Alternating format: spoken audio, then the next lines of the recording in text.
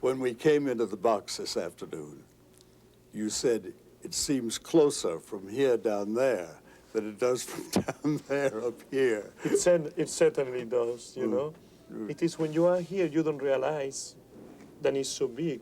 When you are on the stage, all of a sudden, you can never see the end of the Metropolitan. Well, this actually is about the biggest house you sing in, I suspect. Yes, yes, absolutely. On the close as a theater, yes. I suppose it's the biggest. It was Vienna, 2,000. Yes.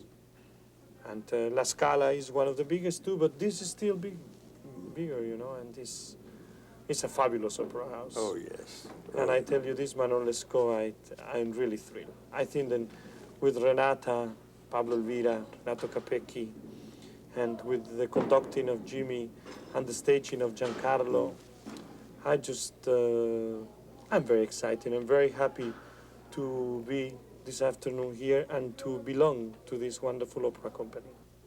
A great and important first this afternoon, this telecast by satellite, and how proud we are to have you playing a leading role in it, and it must be enormous satisfaction to you.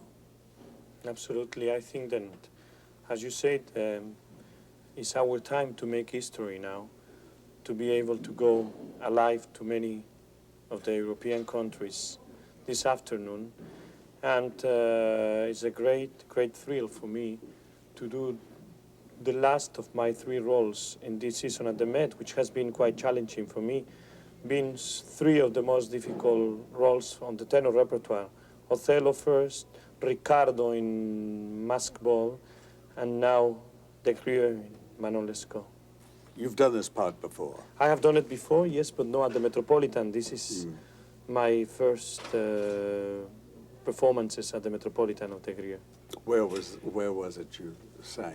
I did my first De Grieux in 1968 in Hartford, Connecticut. And since then I have done it in Verona, in Chicago, at La Scala, in Madrid, in Hamburg. But this is, as I said, my first performances here. When I did it in 68, of course, I was quite closer to the age of the Grieux, because I was 27 years then. And one of the most difficult things of this character is the youth itself of the role, because you have to be very young, you have to be able to be very young in the role, and in the meantime, the music, the feeling of the music is so much more stronger. And also, he wrote it especially difficult for the tenor, because the tessiture it lies a little higher and a little more difficult than any of the other operas. For me, it's my favorite Puccini. Really? It is, because I think then he has to have success with this one.